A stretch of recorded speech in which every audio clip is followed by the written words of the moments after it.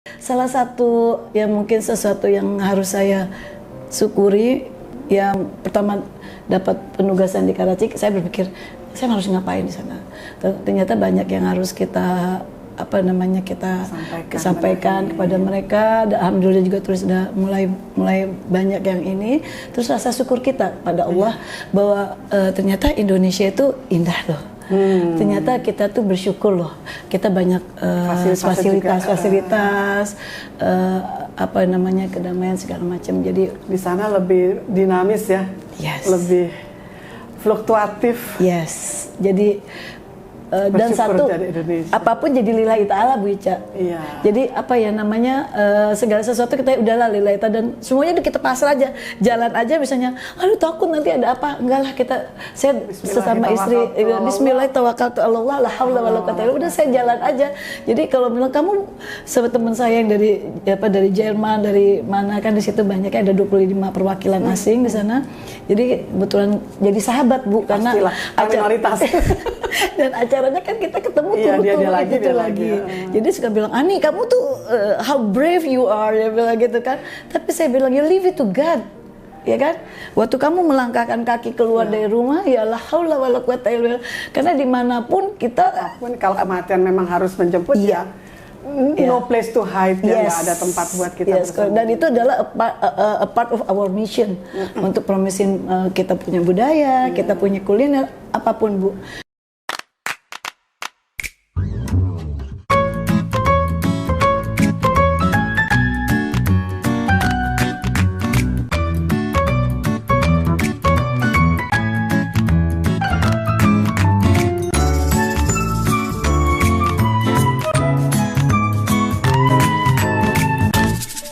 Assalamualaikum warahmatullahi wabarakatuh. Bertemu lagi kita guys di channelku yang sangat sederhana ini, tapi bersama orang-orang yang tidak sederhana. Mungkin bukan artis, tapi orang yang punya sisi khusus di sisi Allah Azza wa Jalla, dari kegiatannya, dari sisi spiritual, dari pengabdiannya kepada pasangan hidup, dan dedikasinya kepada anak-anak. Dan di samping saya, yang udah kenal lama sih suaminya dulu, namanya Pak Konjen ya, Pak Jun Kuncoro, asal Yogyakarta, panjenengan dalem, Arya Mataram Tumenggung. Beliau darah biru, istrinya juga nggak kalah cantik, wayu tenan. Ibu Ani Kuncoro, welcome Ibu. Ini channel sederhana aku, isinya emak-emak makanan kuliner halal. Masya Allah, terima kasih loh sudah diundang. Iya, seneng banget dan terima kasih udah datang. Beliau datang langsung dari Karachi, dari Pakistan. Selamat juga, cucunya udah lahir. Alhamdulillah, perempuan. Pinky. Dan ini loh guys, aku ini kan followernya, namanya sih Ani Kuncoro, Ani _ Kuncoro. Bapaknya juga ya punya ya, Juna Kuncoro ya, Pak Konjen. Pada satu saat aku terharu ngelihat suami istri ini bikin kolak bareng guys. Aku bilang sama videograferku ya, Pak Jar, kayaknya Pak Ika sama Ibu pengen juga nih bikin kayak gitu. Pak Ika nggak bisa masak, masa iya? Masa sih? Masa bodoh. Yang penting jadi ada di meja.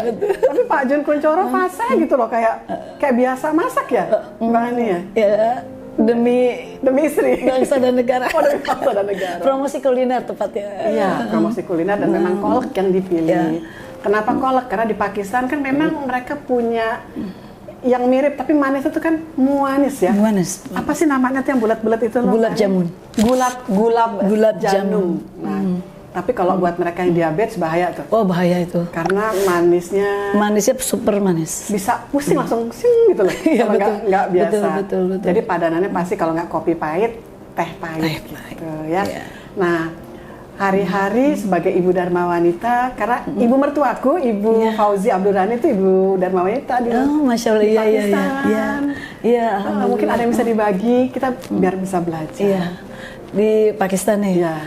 Ya, karena sebelum itu pernah di Belanda. Ya, sebelumnya di Itali, Belanda, dengan Kuala Lumpur. Di Kuala Lumpur, dan anaknya ikutan datang nih. Ada yang made in Itali, ada yang made in Belanda. Yang Belanda agak sepotong-sepotong latihan nih, karena aku sudah mulai kalau nggak ketemu pasangan bicara hilang kan. Mereka tuh sampai mimpi berantemnya tuh bertiga tuh bahasa Belanda gitu. Ya Allah, lucu banget.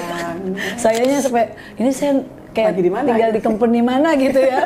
Mereka tuh berantem, saya di nggak ada mana ya kayak Ngomong Belanda ya? ngomong Belanda. Mereka tuh udah ini banget gitu. Masa ya? Karena saya masukin ke public school. Oke, jadi mereka terekspos dengan orang lokal. Iya, begitu juga ketika kami di Italia, kami kirim mereka ke public school. Nah, anak yang tertuanya juga pernah jadi penyiar nih guys di salah satu TV swasta berbahasa Italia. Jadi wajahnya kan Jawa ini banget. Tapi begitu kita mermatanya kayak bukan orang Indonesia yang ngomong, kayak orang Italia subhanallah. Tuh harta ya. Iya. Jadi salah satu added value sebagai anak diplomat adalah kemampuan bahasa asing yang menjadi harta ya, yang melekat ya, added value. Ya, alhamdulillah. Saya salah satu hal yang patut kami syukuri sebagai bagian daripada keluarga diplomat bahwa ya anak-anak kita bisa mampu berbahasa bahasa asing. Jadi mereka bisa bahasa asing lancar apa Itali pasti? Itali, Belanda, ya Inggris gitu ya. Kalau nomor 1 bisa Spanyol. Oh, karena lingua franca ya? Yes. Itali, Prancis, Spanyol, Portugis. Yes. Tepatnya Prancis, Spanyol, Itali. Oke, 3 fluent. itu ya. Fluent? Iya. Wow. Tapi istrinya orang lokal ya? Lokal. Nggak apa-apa. Cucu udah nanti menuruni. Amin. Ya, papanya ya, amin, abahnya, amin. Masya Allah. Mbak Ani sendiri juga ikutan belajar waktu di Itali? Waktu di Itali mau nggak mau saya harus belajar karena kursus di sana kan? Iya, at the time kita berkomunikasinya kan mereka kayaknya apa ya, etnosentrisme ya, dia nasionalisme tinggi dan dia tidak mau berbahasa asing. Dan kita gitu berdiplomasi kan. dengan mempelajari bahasanya. Kalau tahun kemarin saya ke sana sih udah banyak perubahan ya. Jadi kami kan tidak tinggal tepat di kotanya banget jadi gitu, tapi jadi dengan tetangga mereka berbahasa Itali. Jadi kalau enggak kan mati gaya ya. Terus menawar-nawar di pasar. Orang-orang gitu. Italia itu kan ekspresif ya. Betul. Mereka tuh tangannya tuh gitu-gitu loh guys. Menarik. Ya, Aku betul. cuma bisa gini nih, tolong dikoreksi kalau saya salah nih Mbak Ani. Uno cappuccino, 2 cornetto, 50.000 lira. Terus mahal amat.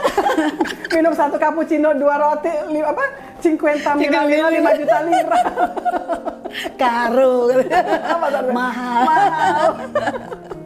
Mbak, coba dong ngomong Itali dikit sama audiensku di rumah. Aduh malu deh. Misalnya gini, kan tadi kita mencoba nasi kebuli Bangmo katanya enak. Terus juga yang apa ya, brulee dari Itali juga katanya enak dari Mak Dian. Terus agak memberi komplimen pakai bahasa Itali gitu. Kalau salah nggak apa-apa, nggak ada yang tahu kata orang Itali. Justru saya kalau ngomong sekarang kan udah kelamaan jadi, tapi saya ngerti ya mereka ngomong, coba ya untuk ya cibono, tibono. Ya, yang di itu kan di emphasize-nya suku kata kedua apa yang pertama? Kedua ya, cibono gitu. Something like enak banget sih gitu. Iya. Lezat tuh salah ya. No. itu ngawur ya. No, itu lagi buono. Oh, pakai gini. Iya. Buono. Di sana tuh harus pakai ekspresi, Bu. Iya. Jadi semacam kayak misalnya kayak gimana gitu kan kalau di Jakarta. Gimana sih? Ya gitu seperti gitu ya. Jadi kalau orang Italia itu nggak bisa marah kalau diikat tangannya. Iya ya. Iya, karena dia kan harus begini. Ya Allah. Jadi ada apa? Gak pernah dulu kepikiran jangan-jangan mantu gue satu Italiano. Enggak ya? Enggak. Jangan susah ngomongnya. Mau marah susah ya? Saya ngerti, cuma kayak misalnya saya cuma menawar atau ya tadi grazie mille gitu kan, bisa jadi perché caro, kenapa mahal gitu kan. Dari Purqua. Ya, kalau Prancis itu ya. Iya, Purqua. Jadi perché gitu, something like that gitu. Jadi kayak kemarin juga masih uji nyali juga sih. Kemarin Desember saya balik lagi Aku lihat di Instagram. Karena saya ketiga keempat itu kan lahir sana 2 tahun. Bene dan Rehana. Jadi kasihan takut bapaknya keburu pensiun, saya bilang udahlah. Biar balik kan dekat juga kan. Iya betul, Pakistan itu kan dekat, saya bawa ke sana. Ya saya uji nyali juga sih, saya ngomong. Jalan, oke. Ya nawan-nawan bisa kurang harga. Yang penting kan gitu. Yang penting harga. Itu salah satu kekuatan kita bertahan hidup di negeri orang. Tapi Pak Kunchoro masih belum pensiun lah, masih 1 kali periode lagi dong. Amin, Masya Allah, mudah-mudahan. Kan di bawah aku umurnya. Oh iya. Di bawah Ikan kan.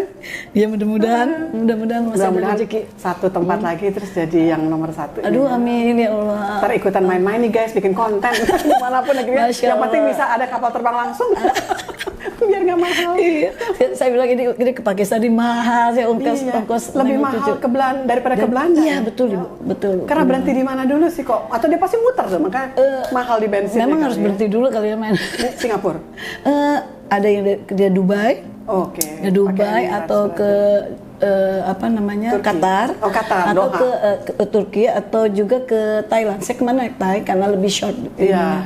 Kan dari Karachi ke Bangkok itu 5 jam. Oke. Kemudian kita stop over 2,5 jam, lanjut 2 jam 50 menit. Total tanpa waktu transit itu sebetulnya berapa lama perjalanan? 11. Oh, lebih jauh. Sorry. 8. 9 kayak kita umroh ya. Iya. Sebetulnya sih nggak jauh-jauh amat, Iya. tapi emang nggak ada. Yang lebih menjanjikan waktu kami mau berangkatnya itu tidak ada pesawat kan, jadi kami ini udah ongkos pesawatnya sangat mahal Pada pada saat pandemi itu. ya waktu itu. Lagi tinggi-tingginya pandemi. Lagi tinggi-tinggi dan kami karena memang harus tugas Iyalah, tugas negara udah panggilan sudah nggak bisa dan nolak. kami tidak bisa ini jadi ya apapun ya kami tetap harus berangkat pada saat itu 2 hari sebelum berangkat penerbangan ditutup. Jadi kami bilang aduh gimana ganti lagi cari lagi tiket. Ya sudah kami dapatkan apa yang saat itu dapat aja. Itu benar-benar. Tapi bahagia ya jadi istri diplomat ya. Ya alhamdulillah. Karena satu ponakanku kayaknya suaminya tuh bakal calon diplomat tuh lagi di salah satu di kota di Eropa. Anaknya Soraya. Oh, yang perempuan tuh. Oh, Masya Allah. Calonnya, calon mantunya tuh diplomat. Ya selamat bergabung. Welcome Om. Welcome. Sebagai ibu Dharma wanita dong ya. Gimana kegiatan yang paling menyenangkan selain bikin kolak masuk TV Pakistan? Masih, ya itu kan bagian daripada tugas kita ya. Bahwa kita berusaha mempromosikan Indonesia dari berbagai cara dari segi budaya, dari segi makanan. Itu seperti saya juga mengundang-undang suami itu sering banget mengundang pengusaha-pengusaha, pejabat-pejabat di sana ya, yang bisa Indonesia Pakistan gitu ya. Betul di provinsi Sind ya, tugas suami di. Ya aku dikasih oleh-oleh loh. Nanti bikin baju. Semoga berkenan. Berkenan banget, ingat mertuaku. Itu kain khas Sind. Ya, Sind. Azrak. Ya, Azrak. Ya seperti itulah pokoknya kita berusaha seperti itu menghadiri apapun. Waktu pertama kali datang saya pikir di Karachi itu senyap. Oh, oke. Ya. Aku pikir juga. Ya, senyap dan tidak ada kegiatan. Tapi ibu ternyata kayak macam kemarin tadinya anak saya nomor 3 itu kan mau ikut bapaknya aja. Saya berangkat. Ternyata dia sendirian saja, ditinggal bapaknya terus. Jadi dalam satu malam bisa 2-3 acara. Jadi kan dia sendirian kan di Wisma yang tua dan besar gitu. Jadi akhirnya pulang sendiri. Kesini dia sendiri. Karena saya harus nengok cucu saya, mau nggak mau dia ngeliat ponakannya juga kali ya. Betul. Kan ponakan pertama pasti. Jadi Karachi itu unik, Judul kan dulu ibu kota. Karachi sebelum ke Islamabad. Jadi segala sentral ekonominya di sana, denyutnya di sana. Mungkin sejenis Jakarta dan Surabaya ya kan. Kakekku dulu konjen juga dari India buat Indonesia. Itu kan Surabaya bukan Jakarta. Betul. Macam mungkin kayak di Malaysia Putrajaya dan Kuala Lumpur ya kan. Tapi kan dia masih satu daratan ya, masih dekat kan. Ya berdekatan. Kalau ini kan jauh. Jakarta Surabaya lah ya. Ya seperti itulah kita gitu. Jadi mereka mungkin sudah build kayak pusat medianya di Karachi. Jadi presiden juga banyak ya. Seringnya dia orang Karachi. Jadi banyak kegiatan-kegiatan yang acara-acara yang kalau kita nggak datang kita nggak enak. Pastilah. Jadi kadang-kadang bagian dari diplomasi ya datang di acara. Tapi karena 1 hari 3 itu kadang-kadang kita berbagi ceritanya ya. Udah yang ini bapak ini, ibu ini. Nanti tapi orang yang diwakili itu maksudnya yang tetap kepengen ya, jadi mereka kenapa kamu nggak datang? Jadi ya kita berusaha lah Bu. Sini sedikit, salam-salam terus kita gitu. Tapi ya mereka tuh baik sih bapak. Iya Pak Konjen mengatakan bahwa mereka tuh karakternya sincere ya. Yes. Dan apa namanya ikhlas, tulus. Kalau mau membantu, berbagi. Betul. Dan bahasa Inggrisnya baik dan benar. Betul. Kalau mereka British itu ya British Commonwealth ya masih Commonwealth. Jadi banyak belajarnya. Iya ketulusan mereka. Senang banget kalau mengundang itu senang gitu. Jadi ya, kami pun jadi seperti itu kan Ibu ya. Jadi kalau ada apa kita buat mereka. Aku sih kemarin bilang sama Pak Konjen gini, Pak kepengen dari setandem bareng antara bukan hanya dua institusi pendidikan di tempat aku sekarang ini kan Indonesia Banking School. Nggak harus di sananya Banking School, yang penting ada bisnis atau apa. Tapi nama mereka juga masuk sebagai peneliti, nanti gantian yang Indonesia di atas, yang Pakistan di bawah, nanti yang berikutnya, jadi ada 2 papers minimal, mereka di atas, kita di bawah, tapi masuk juga ke jurnal mereka gitu. Saya rasa bisa banget. Terus Pak Konjen, Pak Jun Kuncoro bilang, aku juga nanti kalau pensiun pengen ngajar kan dokter kan, boleh Pak, nanti saya kenalin sama relasi saya di bidang kan beliau UI ya, mungkin di luar UI juga bisa, karena kan swasta kadang-kadang lebih butuh ya untuk akreditasi, pengalaman, expertise. Betul. Nah, tentu kita nggak berpanjang-panjang nih guys, karena beliau punya acara banyak sekali. Mau pindah apartemen, waktu itu mau bawa kado, aku dapat kado. Mungkin ada pesan-pesan terakhir buat khalayakku.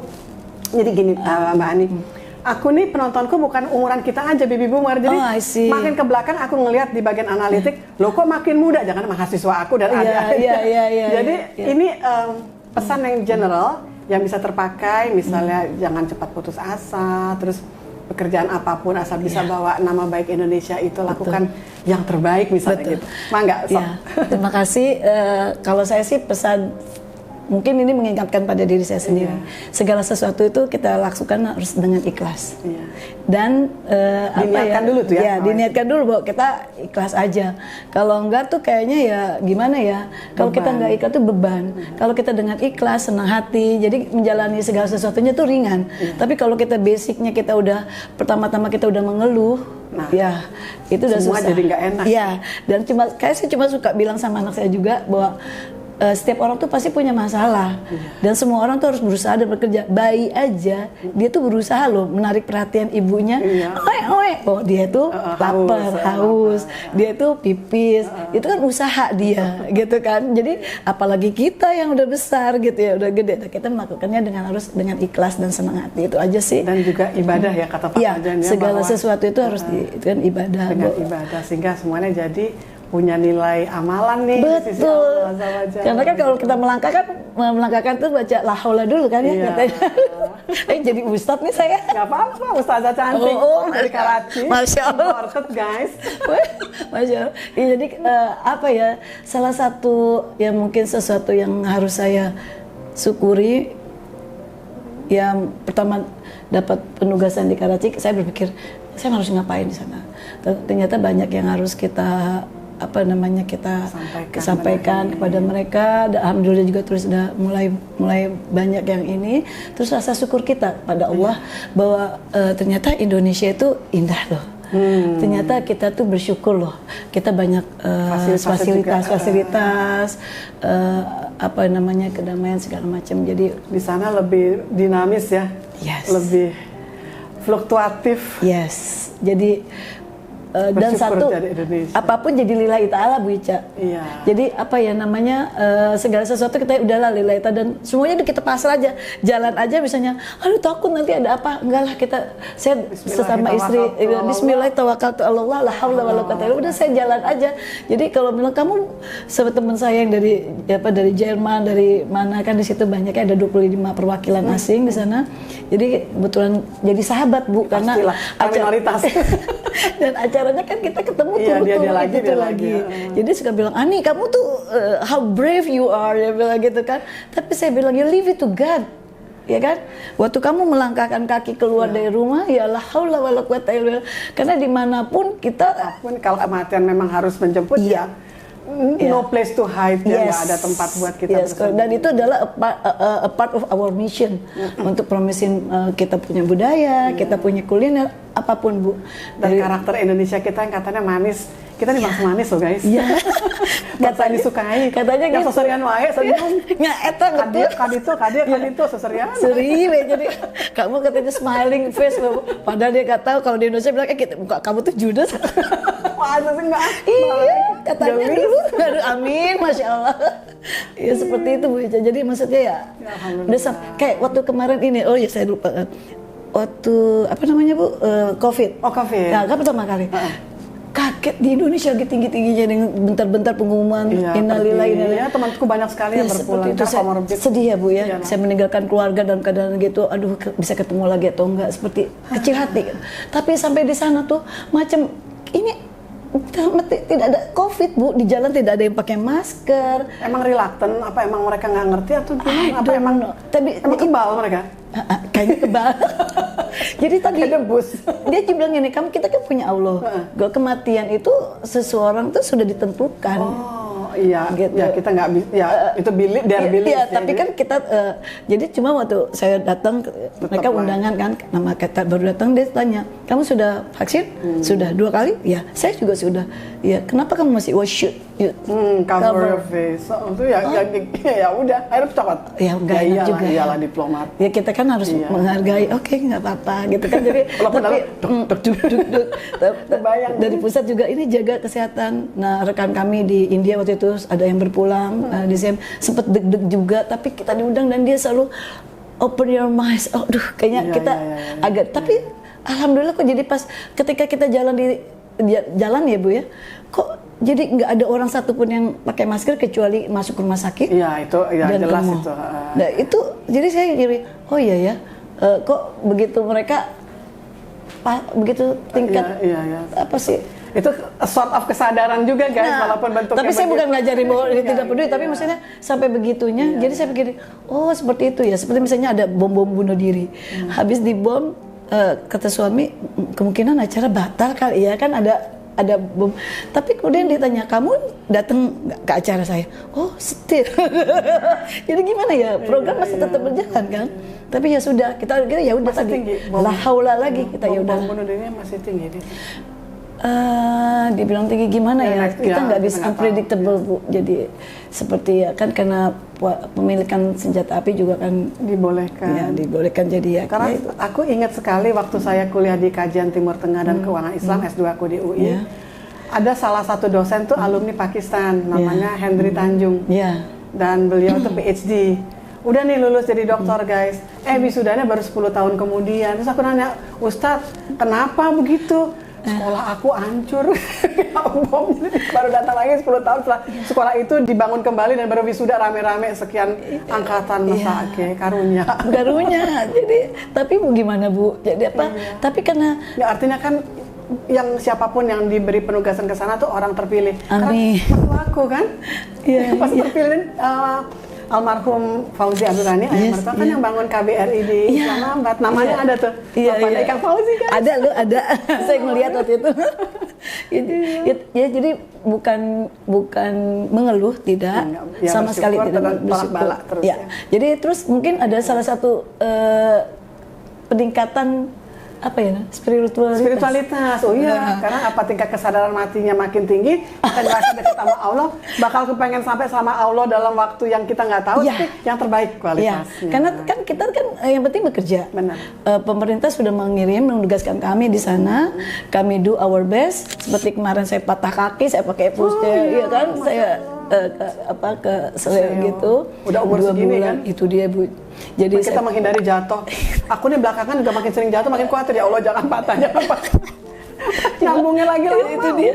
Pas saya patah kaki saya nggak berani keluar, nggak bisa, takut ada apa-apa, nggak bisa lari. Manusiawi. Jadi seperti itu. Jadi maksudnya apa ya? Jadi banyak zikir, banyak-banyak doa. Bukan itu. Jadi segala sesuatu tuh harus diambil hikmahnya positif. Gitu aja. Makasih banyak Mbak Ani. Jadi guys, luar biasa, dan aku jadi ingat ibu mertuaku, Ibu Setia Nurul Mulyawati Fauzi. Ada tuh clippingnya yang tadi dibaca. Iya, Masya Allah. Kita lagi beberesan kertas-kertas lama, terus ketemu beberapa foto agak lembab, tidak kita lagi dijemur gitu biar kering.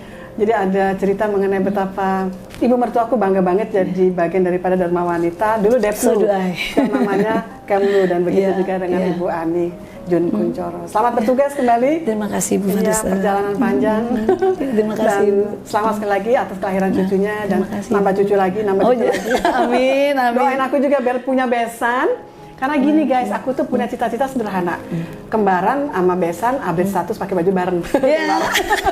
Belum kesampean, belum tahu besannya siapa. Nah, saya punya mantu, tapi besannya udah nggak ada yang perempuan. Lu sedih juga. Mantunya ada. Oke. Begitu guys. Terima kasih banyak Mbak Ani. Salam pada keluarga, dan insya Allah kita jumpa lagi. Siapa tahu Pak Jun Kuncoro masih dapat satu lagi pos dan posisi yang tertinggi, dan kita main-main ke sana, bikin konten di sana insya Allah. Terima kasih. Makasih banyak. Terima kasih Bica. Waalaikumsalam. Sampai jumpa. Assalamualaikum guys. Waalaikumsalam. See you.